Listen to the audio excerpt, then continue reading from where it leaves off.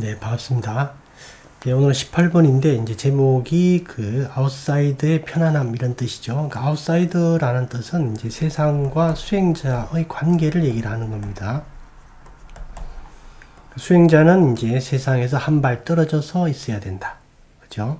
그래서 일정한 거리가 있어야 된다라는 뜻이에요. 수행자는 세상 일에 파묻혀도 안 되고, 세상과 완전히 단절되어서도 안 됩니다. 일정한 거리가 있어야 된다. 우리가 이제 잘 쓰는 말로 진흙 속의 연꽃 이런 말 있죠. 진흙 속에 있지만 진흙에 물들지 않는 그런 태도를 얘기를 합니다. 우리가 수행에서도 이제 우리가 수행 대상으로 삼는 몸과 마음이 있는데 몸과 마음을 관찰하는 거죠. 이 관찰의 의미가 바로 한 발 떨어져서 보는 것이다. 그죠? 그래서 세상과의 관계도 마찬가지로 한 발 떨어져서 있어야 된다. 그런 태도를 말씀하시는 겁니다. 그리고 그 밑에 이제 줄친 부분은 어떤 내용이냐면, 이제 괴로움의 원인에 관한 건데요. 괴로움의 원인. 이게 이제 일반적으로 괴로움의 원인을 보통 일반적으로 뭘로 보냐면, 보통 사람들이 그렇게 얘기를 하죠. 나는 가난한 집에 태어났다. 나는 부유한 집에 태어났으면 행복했을 텐데. 그죠? 부유하지 못해서 괴롭다. 이렇게 얘기하는 사람도 있고, 나는 능력이 부족한 것 같다. 나는 용모가 수려하지 못하다. 또는 나는 운이 좋지 않다. 사업을 해도 잘 되지 않고, 그죠? 또는 나는 주변 사람들 때문에 피해가 많다. 또, 자식이 속을 썩인다. 여러 가지 이렇게 어떤, 이런 부분들이 바로 나를 괴롭게 하는 원인들이다. 이렇게 이제 얘기를 하는 경우가 많이 있습니다. 이런 태도는 바로 괴로움의 원인을 깜마 윗바가로 보는 거예요. 깜마 윗바가는 바로 과거의 행위로 인한 과보죠. 그래서 과보 때문에 나는 괴롭다. 괴로움의 원인을 이걸로 보는 입장이 있고, 또 특정 종교에서는 모든 것이 다 신의 섭리다, 신의 계획이다 이렇게 보는 쪽이 있죠. 신의 계획이다. 그래서 신이 나를 시험하는 것이다. 그죠? 그래서 이 시험을 잘 극복해야 된다. 이렇게 얘기하는 쪽도 있죠. 그 다음에 힌두교 쪽에서는 이제 또 어떻게 보냐면, 지금 나의 괴로움, 나의 이번 생의 나의 삶은 이전 생에서 내가 모두 선택한 것이다. 이렇게 보는 쪽이 있어요. 자신의 선택. 내가 지금 이 삶을 내가 이전 생에서 선택했다라는 겁니다. 왜 선택했냐면 영적인 성숙 때문에. 영적인 성숙을 위해서 내가 일부러 이렇게 힘든 삶을 선택했다. 이렇게 보는 쪽도 있어요. 이렇게. 이렇게 이제 보통 일반적인 경우는 괴로움의 원인을 이런 식으로 판단을 하고, 부처님께서는 그렇지 않았다라는 거죠. 부처님께서는 기본적으로 이제 깜마 윗바가인 이 과보를 받아들이는 태도, 즉 이제 자기 자신에게 말하는 방식이죠. 이게 바로 괴로움을 만든다 이렇게 봤습니다. 즉, 이 깜마 윗바가에 대한 태도가 괴로움의 원인이 된다 이렇게 보신 거죠. 근데 이게 이제 여기서 끝나는 게 아니라 이 괴로움의 소멸과의 관계를 봐야 돼요. 그러면 만약에 일반적 관점에서 깜마 윗바가가 괴로움의 원인이다 이렇게 보게 되면 괴로움의 소멸은 불가능하죠. 왜냐하면 이 과거의 행위로 인한 지금 과보를 받는 거니까, 지금 현재 순간 현재 상태에서는 과거에 했던 행위를 바꿀 수가 없죠. 그죠? 그러니까 이 부분에 대해서는 괴로움의 소멸이 불가능하다. 그 다음에 신의 이제 계획으로 보는 입장도 마찬가지죠. 신의 계획이기 때문에 변경할 수가 없습니다. 즉, 괴로움을 소멸시킬 수가 없다라는 거죠. 그 다음에 이전 생에서 자신이 선택한 이런 입장도 마찬가지예요. 이전 생에서 내가 선택했으니까 내가 바꿀 수가 없는 겁니다, 지금. 그래서 이렇게 이제 보는 입장은 다 괴로움의 원인을 없앨 수가 없다. 즉, 괴로움의 소멸은 불가능한 상태가 됩니다. 그런데 이제 부처님께서 이제 말씀하신 괴로움의 원인은 바로 이 깜마 윗바가를 받아들이는 태도로 봤기 때문에 말하는 방식으로 보았기 때문에 내가 내 스스로 만드는 것이다 이렇게 보았기 때문에 내가 내 스스로 만들지 않을 수도 있는 거죠. 그러니까 괴로움의 소멸은 가능하게 됩니다. 내가 만드는 거니까 내가 만들지 않을 수도 있는 거죠. 이렇게 연결된다라는 점을 하나 기억을 해 두시고요. 예, 그래서 그 줄침 부분에 그 세 번째 줄에 보게 되면 우리는 색깔, 소리, 냄새, 맛, 감촉 때문에 괴로운 것이 아닙니다. 이제 그 색깔, 소리, 냄새, 맛, 감촉이라는 게 바로 감마 윗바가를 얘기를 하는 겁니다. 감마 윗바가는 바로 6가지 감각의 문을 통해서 이렇게 발현되죠. 그 뒤에 보면 이제 우리는 그러한 것들에 부여하는 우리의 논평, 우리의 설명, 즉 대화하는 방식이죠. 말하는 방식. 이것 때문에 괴로움을 겪습니다. 한마디로 감마 윗바가에 대한 우리의 태도, 그죠? 태도. 예, 그 다음에 그 뒤에 보면 대부분의 명상은 새로운 방식으로 자신에게 말하는 것을 배우는 것입니다. 이런 표현들을 잘 기억해 두세요. 예, 그렇게 돼 있고, 제일 끝에 줄에 보게 되면 새로운 질문을 했을 때 새로운 답변을 얻게 됩니다. 이렇게 얘기를 하는 것이고요. 예, 그러니까 새로운 질문이 우선 올바른 질문이어야 되겠죠. 올바른 질문이어야 되지 여기서 이제 답변을 할 수가 있는 거니까, 그죠? 우선 전제가 올바라야 됩니다. 그럼 올바른 답변을 할 수 있는 거죠. 근데 만약에 질문 자체가 올바르지 못하다면 이거는 답변이 나올 수가 없는 거죠. 그래서 우리는 이제 올바른 질문을 할 줄 알아야 되고 그 질문에 대한 올바른 답변을 할 수 있어야 됩니다. 예, 그래서 다음 페이지를 보면 262페이지요. 이런 질문들이 바로 올바른 질문들이죠. 이 질문들을 제가 좀 분석을 해보니까 이 사성제와 직접 관련이 되는 거예요, 다. 첫 번째는 당신은 어떻게 스스로 괴롭게 만듭니까? 자기가 자기한테 말하는 방식이죠. 감마 윗바가에 대한 태도, 받아들이는 태도의 문제니까 이건 바로 괴로움의 원인에 관한 문제죠. 즉 집성제를 얘기를 하는 거고, 그 다음에 그렇게 괴롭게 되는 과정들이 어떻습니까? 이렇게 물어본 거니까 요건 이제 12연기에서 사성제와 관련된 부분이 있다 그랬죠. 8단계에서 12단계 쪽으로 가는 이제 보게 되면 우선 뭐가 있습니까? 처음에 괴로움의 원인에 관한 문제가 있고, 이게 이제 딴하죠. 딴하는 세 가지가 있죠. 세 가지가. 감마따나, 바와따나, 윗바와따나 이렇게. 그 다음에 이 괴로움의 원인을 통해서 괴로움이 일어나고, 이 괴로움이 바로 이제 우빠다나죠. 이게 이제 오치온입니다. 정확하게는 이제 반짜 우빠다나 칸다 이렇게 되죠. 간단하게 우빠다나 이렇게 얘기를 하고요.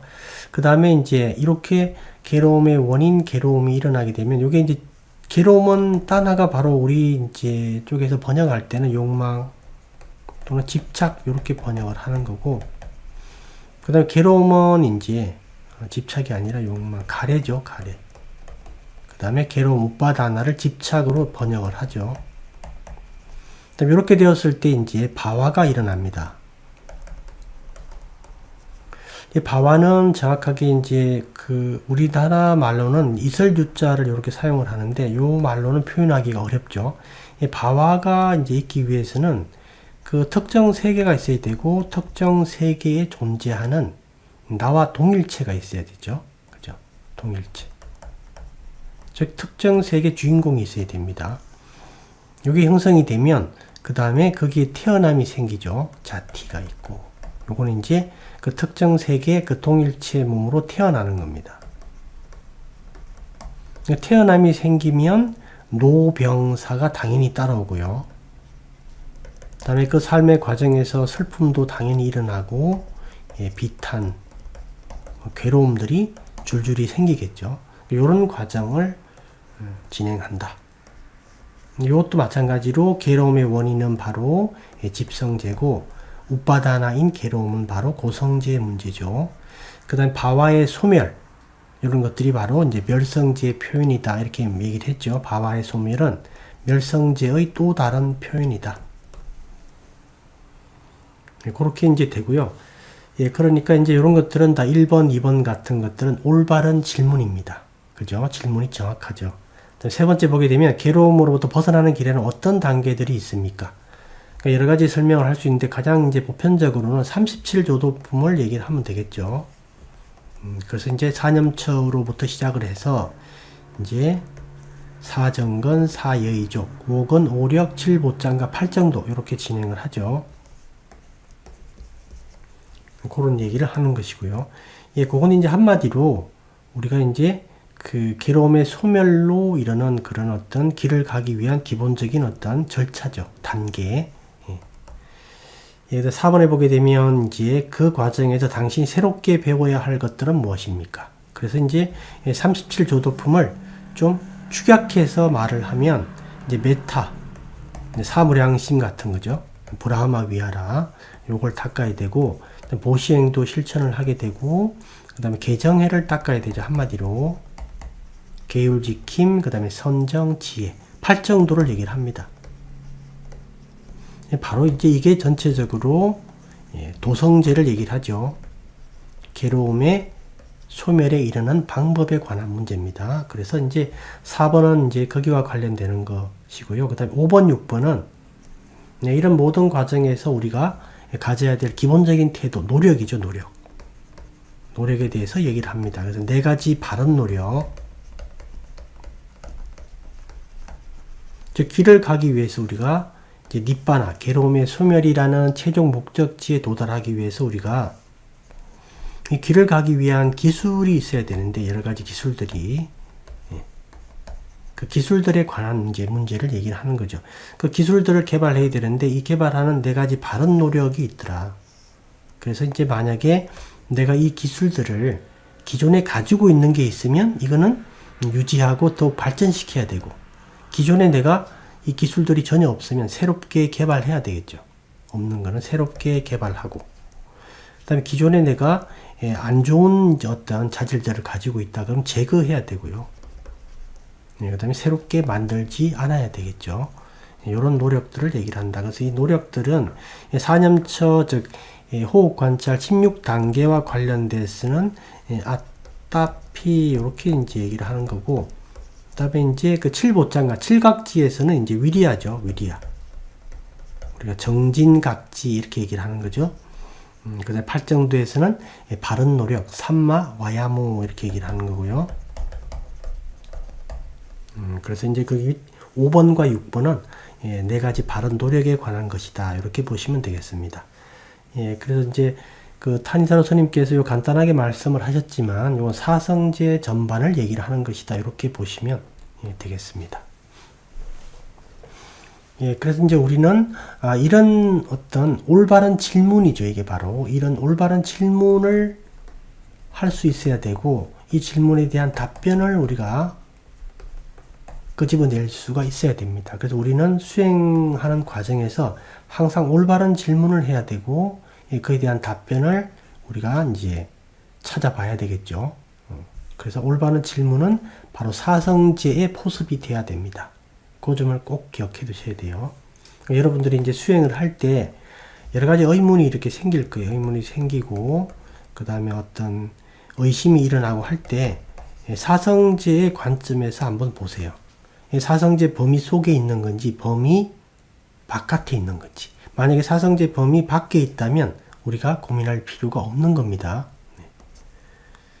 그렇게 이제 기억해 두시고요. 예, 그 다음에 이제 263페이지에 보게 되면, 제일 윗줄을 보게 되면 이제 우리는 그 사실 사회와 이제 세속과 일정한 거리를 가지고 살아야 되겠죠.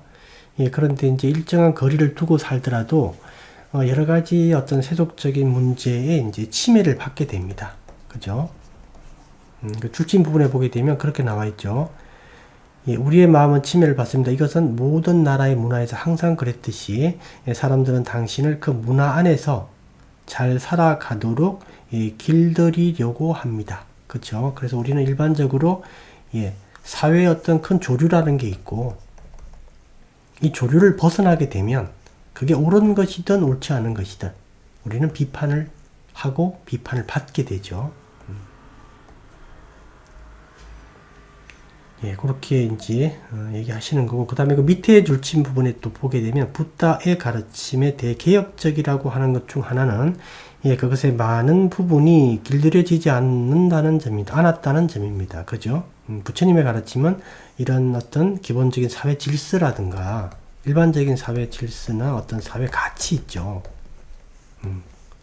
이런 부분 예, 밑에 있는 것도 아니고 이런 부분 위에 있는 것도 아니고 이걸 초월했다 이렇게 봐야 돼요.